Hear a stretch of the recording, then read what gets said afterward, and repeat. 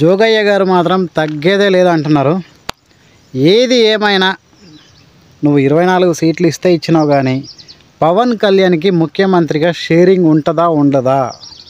So కనీసం deputy CM ఇస్తావా, లేకపోతే కో సీఎం అని కొత్తగా పెట్టి కొన్ని శాఖలు దానికి కేటాయించి అట్లయినా కేటాయించాలి అని ఇన్ని ఆప్షన్లు చెప్తున్నాడు జోగయ్య గారు. సిబిఎన్కి చాలా ఆప్షన్లు చెప్తున్నాడు. అసలు నిజంగా ఎన్ని లేఖలు రాస్తూ ఉన్నాడంటే పాపం ఆయన లేఖల్ని సిబిఎన్ లెక్క చేయట్లేదు. పవన్ కళ్యాణ్ మరి లెక్క చేసినా అక్కడ పని జరగట్లేదో ఏంటో తెలియట్లేదు, కానీ ఆయన అయితే ఒంటరి పోరు ఒక సైడ్ చేస్తూనే ఉన్నాడు.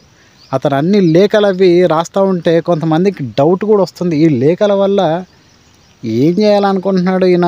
జనసేనకి ప్లస్ చేస్తున్నాడా, చిన్నపాటి మైనస్ ఏమన్నా జరుగుతుందా అని కూడా కొంచెం డౌట్ పడుతున్నారు నిజంగానే.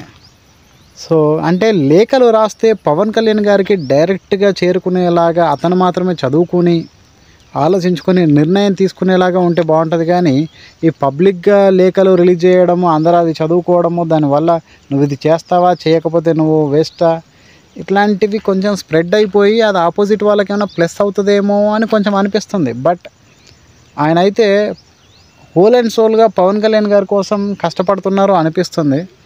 ఎందుకంటే 29 డెడ్ లైన్ పెట్టాడు. 29ఏనా? ఆ తాడపల్లిగూడెంలో ఏదో సభ ఉంది కదా, 28 ఏమో మరి అది.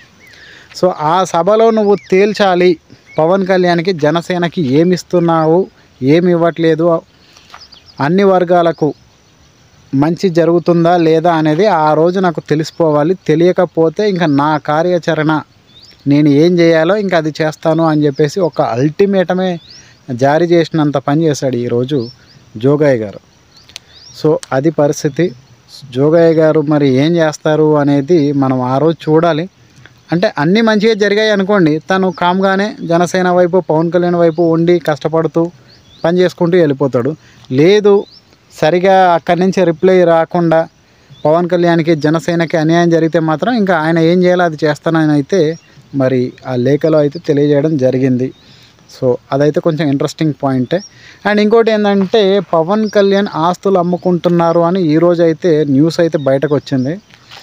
సో పవన్ కళ్యాణ్ ఇప్పుడు ఎలక్షన్ కోసం ఆస్తులు అమ్ముకుంటున్నాడు అనే పరిస్థితి ఎందుకు వచ్చిందంటే, ఈ మధ్యలో ఆయన హెలికాప్టర్లో తిరగడము, పర్యటనలు చేయడం వల్ల కొంచెం ఖర్చు ఎక్కువైంది, దాదాపు ఒక 20 కోట్లు అయ్యింది అనేది న్యూస్లో చూశాను. అది పెడతాను. తర్వాత ఇంకోటి, ఇప్పుడు తన అభ్యర్థులు జనసేన తరపున పోటీ చేస్తున్న అభ్యర్థులకి పార్టీ ఫండ్ కింద తలా 20 లక్షలు అయితే ఇద్దాము అని చెప్పేసి ఆయన భావిస్తున్నారట.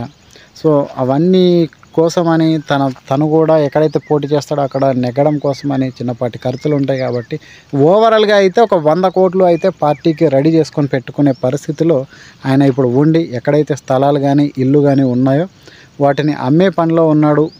ఇదివరకే ఆల్రెడీ ఒక స్థలం అమ్ముకున్నాడు హైదరాబాద్లో ఎక్కడో అని కూడా తెలుస్తుంది. ఒక వారం కిందట ఎవరో పారిశ్రామికవేత్త ఇటీవల కొనడం కూడా జరిగిందట. ఇంకా చర్చలు అయితే జరుగుతున్నాయని తెలుస్తుంది. ఇక్కడ పాయింట్ ఏందనంటే, పవన్ కళ్యాణ్ పాపం అతను ఇప్పుడు కాదు ఎప్పటి నుంచో ఆస్తులు అమ్ముకుంటూనే ఉన్నాడు. తనకున్న కార్లు కానీ ల్యాండ్ కానీ ఏ ఉన్నా సరే ఆయన ఎప్పటి నుంచో అమ్ముకుంటూ ఉన్నాడు.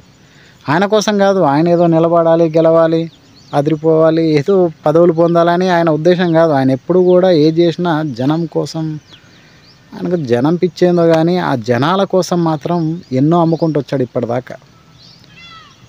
సో ఎటు పోతుందో తెలియట్లేదు. ఆయన రోడ్డు మీదకి వస్తాడో ఏంటో, ఈ ఎలక్షన్, ఈ రాజకీయం, వీటన్నిటి వల్ల ఆయన రోడ్డు మీద పడేలా ఉన్నాడు ఇప్పుడు పవన్ కళ్యాణ్. తలుచుకుంటేనే బాధ అనిపిస్తుంది. అప్పుడైతే నాకు కొంచెం కళ్ళంట నీళ్ళు వచ్చినాయి ఆ న్యూస్ చూస్తూ ఉంటే. ఏం రాజకీయమో ఏం జనాలో కానీ బాధ అనిపించింది. అది అలాంటి వ్యక్తిని మనము అనరాని మాటలు అంటున్నాం. నిజంగా ఏ పార్టీ అయినా వాళ్ళ నాయకుడు ఒక నిర్ణయం తీసుకుంటే ఆ నిర్ణయానికి కట్టుబడి ఉంటారు. కానీ మన నాయకుడు ఏదైనా నిర్ణయం తీసుకుంటే అట్లెట్లా ఇట్లెట్లా, నీ మాట అనేది లేదు, అసలు నువ్వు ఇట్లా అనుకోలేము, అట్లా అనుకోలేము, అది చేస్తావు అనుకున్నాం, ఇది చేస్తావు అనుకున్నాం, ఎవరికి వాడు పవన్ కళ్యాణ్ అనేస్తూ ఉంటున్నాడు. ఇంకా బాధ అనిపిస్తుంది. ఇదంతా చేస్తుంది పోనీ ఆయన స్వార్థంగా అంటే అది కాదు. ఇవన్నిటికీ ఇంకా ఈ ఎలక్షన్ అయిపోయి మంచి రిజల్ట్ వచ్చి పవన్ కళ్యాణ్ అంటే ఏంది అనేది తెలిసిన రోజే తప్ప ఇవన్నిటికీ ముగింపు అప్పటిదాకా ఇవన్నీ ఆయన భరిస్తూనే పోతాడు పాపం. చాలా బాధగా ఉంది. బట్ ఆస్తులు అమ్ముకోవడం అంటే ఆ మధ్యలో తన పిల్లల చదువుల కోసము దాచుకున్న డబ్బుల్ని కూడా ఆ డబ్బులు కూడా తీసి పబ్లిక్ కోసం వాడాడు అని అయితే మనకు ఇదివరకే తెలుసు అది.